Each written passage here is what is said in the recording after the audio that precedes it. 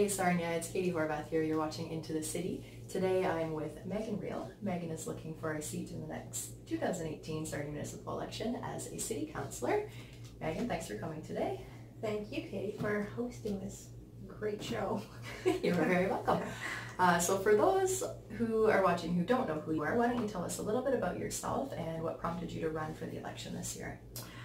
Okay, well, Katie, I am currently a professor at the SC4 College in Port Huron, where I teach in the STEM division, so science, technology, engineering, and mathematics. And I got there by first doing my degree in biochemistry at Western. Once I got my honors degree in that, I was selected to be part of their direct entry doctoral or direct entry PhD program. First time that they introduced that program, so got to bypass the master's, which was nice. And courtesy of a fellowship that I received from the Natural Sciences and Engineering Research Council, I was able to complete my doctoral studies there, and as well as at the University of Michigan, looking into circadian rhythms and looking into their effects on the body.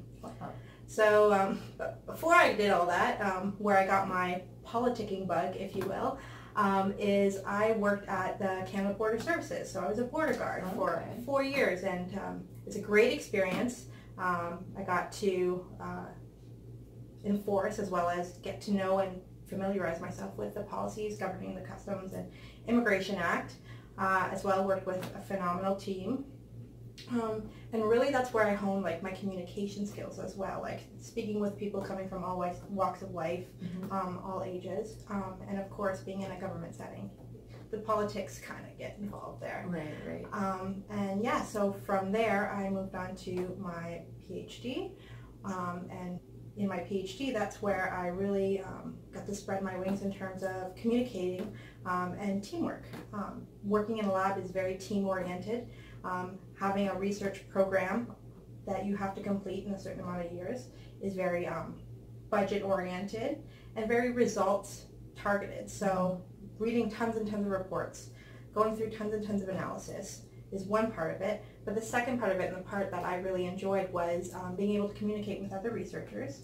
My supervisors were super supportive with me reaching out to other experts in my field to really progress my project, because really if you want to get the best results, you want experts in your field. So I worked with experts. One of my supervisors was an expert in circadian rhythms and metabolic diseases. The other one was an expert in addiction and spinal cord injury. And so they had their own network of individuals, and I, in addition, formed my own network of individuals, and together I was able to put that research project together. So putting my little politics bug together with my research bug, I really have a passion for bringing that critical thinking, bringing that, again, looking at the data, looking at what we have in front of us, and completing a successful project. And in this case, it's having a successful city and happy communities. Great, with a lot of collaboration. With a lot of collaboration, yeah. Yes, so that's the thing, like, we have so much expertise in this city. We need to be just reaching out and taking advantage of that expertise to really, like in my project, just make the best of the project. Right, fair enough. So obviously you work a lot if you're a professor. You're busy with your campaign. I am. So before we move into the politics side, just a little bit more about you personally. What is it that you like to do on your downtime and when you're not doing so much work? Well, I do have a little girl, just under a year old, so she keeps me busy. She's my new guinea pig. We experiment on her. I'm kidding. Just joking. And I love, before she came along, I loved going on bike rides, taking advantage of the trails and the waterfront here. Now that she's getting a little bit older, looking forward to being able to take her with me. I know the season's getting short, but we just bought a bike seat, so hopefully we get a couple bikes rides in there. And between that and reading non-sciencey and non-news related stuff, that's kind of what I do for my downtime. Right, reading too. Yeah. Awesome. So what do you think, you kind of touched on this a little bit, but what do you think personally or professionally as well, which would make you a good representative for the people of Sarnia? I think one of the key parts of being on council beyond the collaboration, beyond being able to work with the team that you're given, and reaching out to the experts in whichever department that you're looking to facilitate. I think it's important to have very pragmatic sense of looking at reports that are being generated. They're dry. They're probably very sleep-inducing, but that's something that I became an expert at doing my graduate degree, doing my PhD. Was like a lot of days were just thousands and thousands of papers, reading those articles, looking at that data, looking at that information, and using that information to make decisions and to make forward progress in various departments, such as what would be the best way to invest our money so that we're able to address our infrastructure deficit, so that we're able to attract new businesses, so that we can not only attract new families, but that we can retain the youth that we currently have in the city, as opposed to seeing them go off to school and never come back. Right, which is a problem here. A big problem, yes. Okay, so that's the first part, was just getting to know you. At this point in the interview, I like to ask candidates kind of some of their current reflections on the current council. Okay. So first question there is just commenting in general. What do you think was done well? What do you think maybe the current council could have improved on in this last term? I think the current council that was just passed, I think because there was so much, we'll call it a gray cloud over council the last few years, I think what was lost in the mix is how much progress they have made in terms of projects that they've initiated or moved forward. They have taken a couple of outdated projects and revamped them or just sidestepped them because they're no longer relevant. Mm-hmm.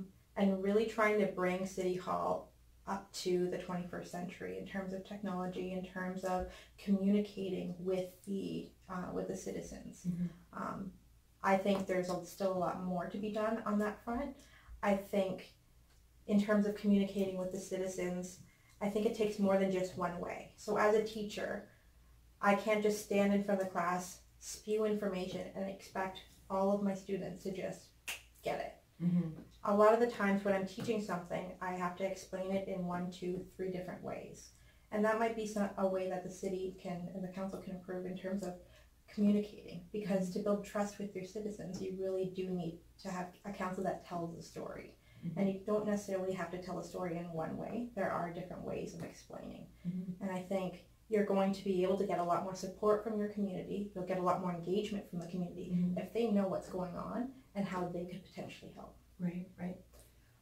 So you had mentioned there was kind of a gray cloud for a couple of years. We obviously all know what that was all about. So let's say you are elected. Let's mm-hmm. say there is some continued conflict. How would you approach that, and what's kind of your general approach to conflict when it arises? Well, in terms of the conflict, so to address the dark cloud, if you will, I know council was faced with quite a difficult situation, and they made the decision that they felt was best for most appropriate. Is that the decision I would make? I'm not in that spot, and I think in terms of how many candidates have put their hat in the race, I think everybody wants to move forward from that dark cloud. Mm-hmm. In terms of being placed into that situation, again, I'm very pragmatic. I want to know all of the sides. I would like to know all of the options. And again, seek out any kind of expert advice in order to make that decision. Mm-hmm. I don't think that with conflict, communication is one of the best ways to resolve mm-hmm. said conflict. And my fear is that if you don't have all the stories, if you don't come together to resolve that conflict, then you're left with contempt, which mm-hmm. can fester in a number of different ways, whether mm-hmm. or not it's openly visible, but it can be felt and basically just manifest itself in less productive ways. Mm-hmm. Right, right, okay. So there have been, in addition to the cloud, there's been some other divisive topics in Sarnia Lambton. Mm-hmm. One of them was the e-voting and the removal of the paper ballots. That's still, of course, as we enter the election, it's still on the minds of a lot of people. Yes. So could you comment on that change to our democracy? I applaud the effort to advance e-voting in terms of for accessibility purposes. I know that they're looking to get more voters that are either out of town, a lot of snowbirds that would have left by then. But that being said, we are a population with a significant older individuals who don't necessarily interact with technology the same way that a lot of people who are in business would. And a lot of them are very fearful of the technology. A lot of them are scared that their data is going to be stolen, that someone else might vote for them, or just they really just don't know. They don't want someone coming to their home and telling them, oh, this is how you vote, that kind of thing. So I can see the apprehension. So in terms of accessibility, I understand it, but at the same time, there should never be an apprehension or an anxiety when it comes to voting. It's something that should come very naturally to us as a very one of the largest democracies in the world. And for that purpose, I do believe that at least for the intermediate years, going from the traditional paper ballot to the e-voting, there should have been some paper ballots being made available to those that choose to use that traditional ballot. I do know that IntelliVote, who is the one that the company that is monitoring our election this year, they are also observing most of the municipal elections in Ontario, with 30 of those, so a third of the ones that they are monitoring are in fact doing e-voting, paper ballot, as well as telephone. So they do facilitate that paper ballot decision. So I guess my question is, how come we didn't have that option, and why wasn't the populace consulted with that option? Right. Would that be something that you would look at? Absolutely. Back? Yeah. Oh, absolutely. I've had a number of individuals that I've been speaking with and talking especially about this e-voting issue, because they don't know what they're doing, which again, education is going to help with that. But at the same time, some individuals just want their paper ballot. They're scared. And I feel that that's going to end up disenfranchising those individuals who are afraid, who are anxious of technology, of losing their data. And I've had a number of people even tell me that they're not going to vote out of protest, which I think is the worst decision, because you can't make your voice heard if you're not voting. Right, exactly. So I'm really hoping that, you can check out my website. I'm going to have information on how to telephone vote, e-vote. Get your voice out there. Get your vote out there. And that's my main message with the e-voting is make your voice count. If you're against it, vote and make a change. Right. Okay. Fair enough. So we're going to move now into more specifics about yourself and your campaign. So the first question for this part is, what do you think are the 3 most important issues that the people in Sarnia face today? Well, there are a number of issues that I can list. I actually break them down into 2 big categories, and I kind of alluded to this earlier. It's growth and retention. So in terms of growth, looking to bring more businesses, the green tech, bring it back, building on Lambton, building on our research park, bringing in new families, because our tax base is shrinking. In fact, and if you look at the Lambton Kent School Board, they've said over the last 10 years, enrollments dropped 13%. Now, we're losing youth going off to the rest of the province, but to begin with, we've already got a drop in our youth, in our population. So it's going to be important to grow in that respect, because with that comes our tax base. And there's more and more responsibilities on the municipal level, with province kicking a bunch more responsibilities to us, without our tax base growing, in fact shrinking. And I really don't want to see ballooning tax rates. We want to try and keep those nice and steady. And to do that comes with growth. And it comes with retention as well. So retaining the families we do have, the workers we do have, the businesses we do have. We have Lambton College and the Research Park, both like well renowned, very high in very high esteem. And so we're training these individuals. They're coming to our city, but then the brain drain happens and they go off to Toronto, Montreal.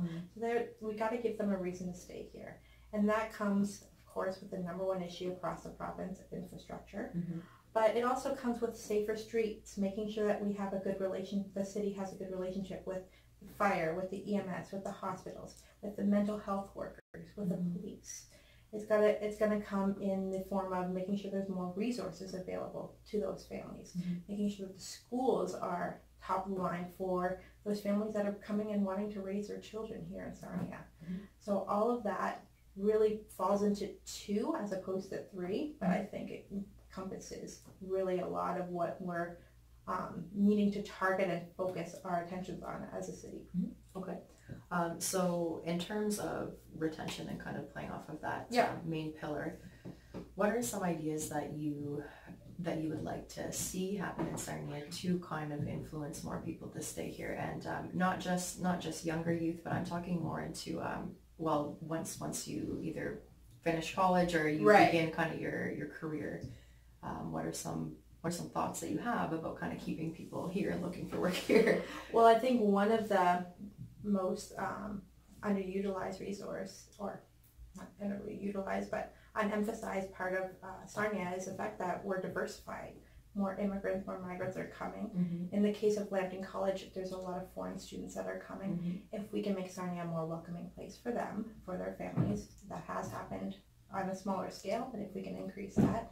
I've recently met with and starting to become a little bit more familiar with the Francophone Center, so I'm bilingual. So it was very nice to have that outreach, and something that I didn't know I missed. But again, having that emphasis on the multicultural and the diversity and that acceptance in the city, I think will help bring and keep people here. In addition to one of the key things that I would like to bring to City Hall is a committee that focuses on youth, anywhere from firstborn all the way up to graduating high school, because these are our legacy, if you will, as Sarnians. So if we're going to send them out in the world, I want to make sure that they've had the best time playing whatever sport they wanted to, that they had access to whatever resources they needed, if it was in terms of addiction, mental health. Rebound is doing a wonderful job with that.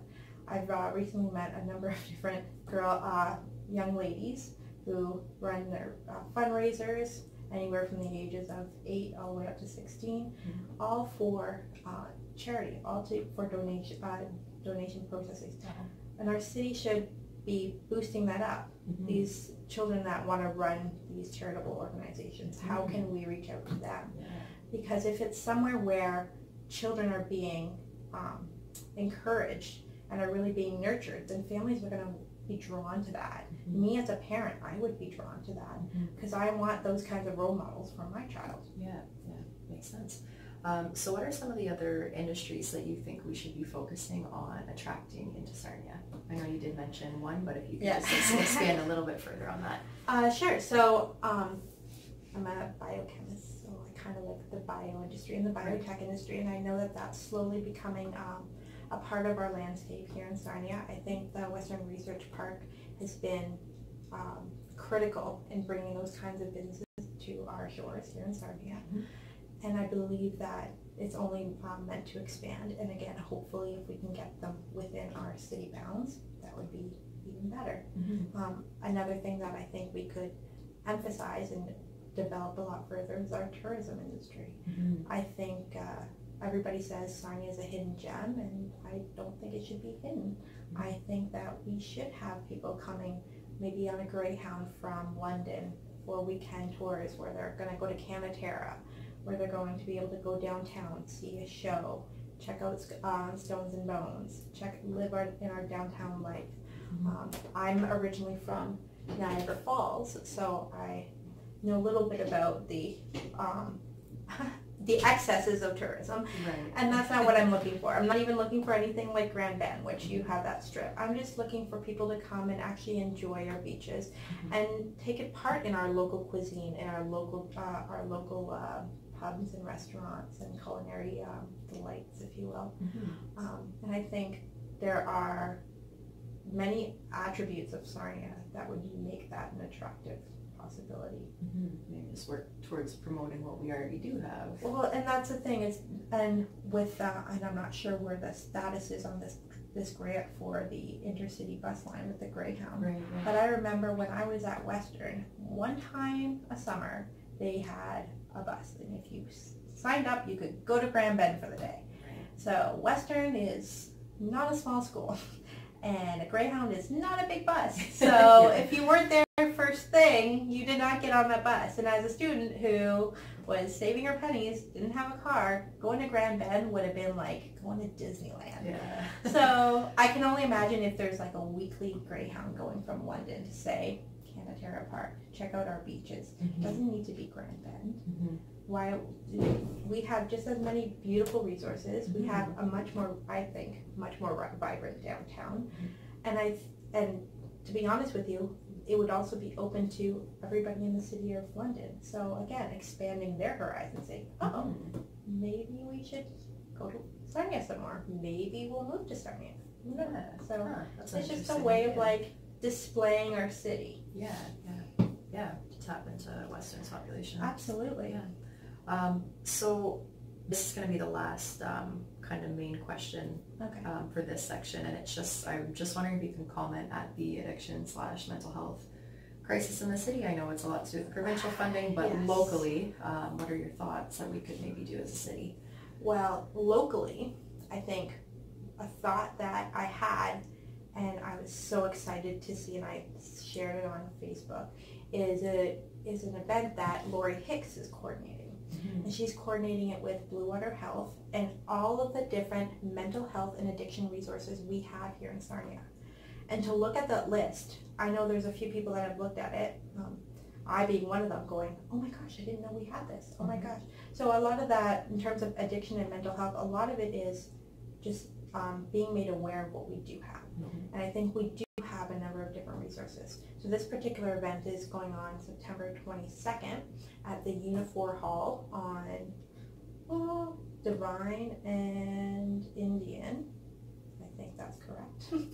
I actually know it is because I just interviewed her yesterday. Oh, did you? Yeah. Oh, perfect. Oh, she's awesome. And they'll be handing out those Narcan and Naloxone kits to those who attend.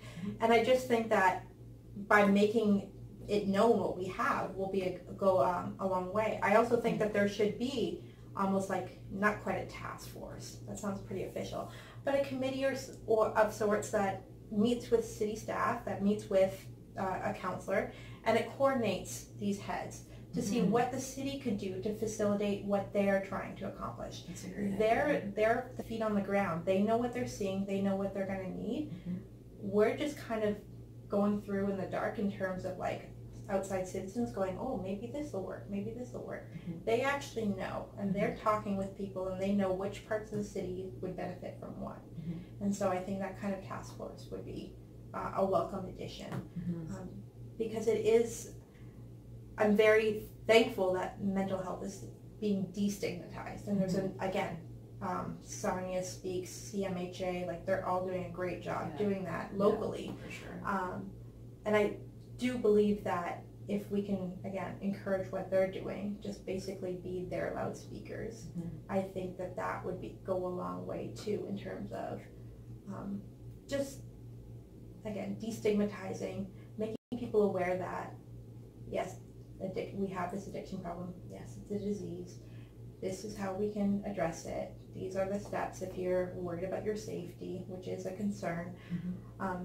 Having dealt with addiction at the research level, so more at the academic level, I know these individuals are suffering. They have completely different brains than you and I. And the idea that the city or anybody kind of vilifies them and puts them in pockets is very detrimental to their health, as well as detrimental to the forward progress that we need to make in terms of mental illness here in our city. Okay. Great answer.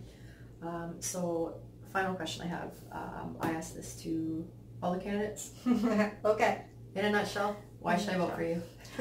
In a nutshell, I believe that I have skin in the game. I've made Sarnia my home. I live in the downtown. I'm raising my daughter here. Going to be, don't tell my husband, maybe having another.